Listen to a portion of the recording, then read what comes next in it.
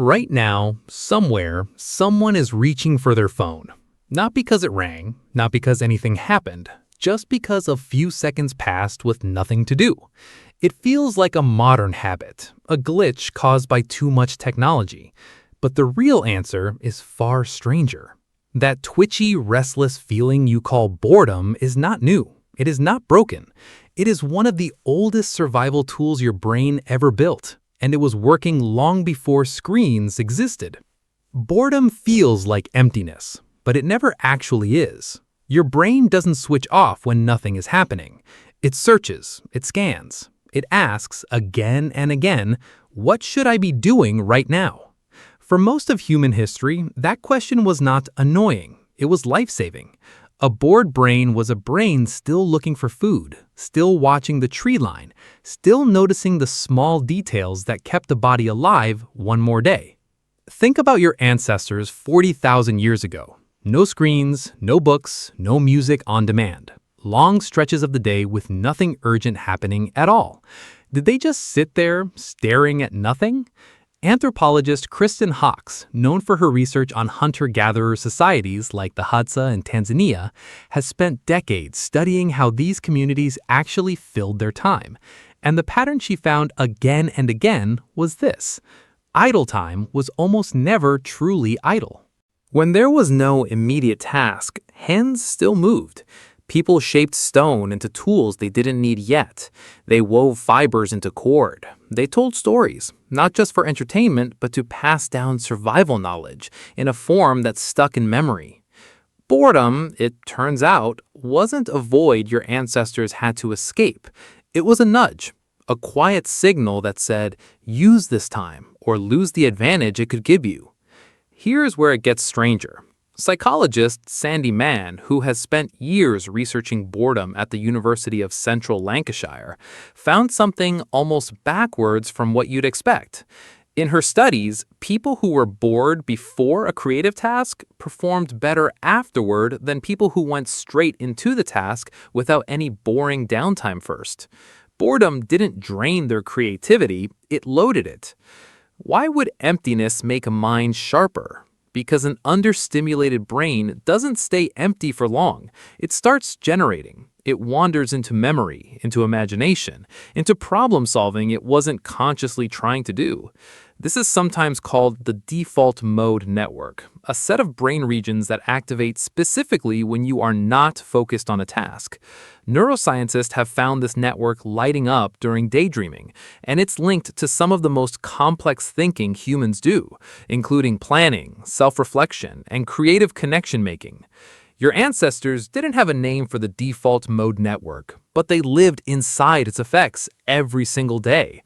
Long walks, scanning for game, hours spent skinning a hide or grinding seeds, quiet nights around the fire with no urgent task left to do. All of it was time for the wandering brain to work, solutions to problems, new ideas for tools, plans for tomorrow. It all had room to surface because nothing was there to drown it out. Now compare that to your day. The moment restlessness creeps in, you reach for something. A notification, a feed that refreshes forever, a video that ends and immediately offers another one. You are not choosing distraction because you're weak. You're doing exactly what your ancestors' brains evolved to want, filling the gap. And today's tools are simply the fastest, easiest way to do it. But here's the twist your brain doesn't know yet. Scrolling doesn't actually fill the gap the way ancient tasks did. It interrupts the wandering mind before it ever gets going. Every time you check a screen, you reset the search. You never give the default mode network the runway it needs to actually produce something. Psychologist Sandy Mann's research suggests this directly. The more constantly stimulated people are, the less room they have for the very creativity that boredom is supposed to unlock. Think about the last truly good idea you had. Was it during a meeting, staring at a screen? Or was it in the shower, on a walk, lying in bed before falling asleep? Those are the modern leftovers of ancient boredom, small pockets where nothing is demanding your attention and your mind finally gets to wander somewhere useful.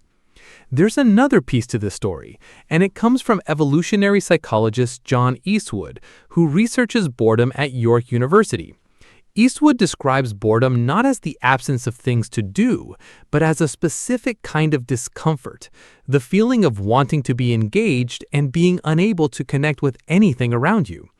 This distinction matters. Boredom isn't laziness, it's a mismatch. Your brain wants meaningful engagement, and it hasn't found it yet. For your ancestors, that mismatch had an obvious fix. Pick up a tool, track an animal, teach a child how to start a fire. The environment was full of tasks that satisfied the itch boredom created. Real friction, real problems, real payoff. Today, that same itch exists, but the environment answers it differently. Instead of a task that builds something, you're offered a feed that gives you nothing to build at all. Just an endless replacement for the discomfort, never a resolution of it. This is why boredom today can feel so much heavier than it should.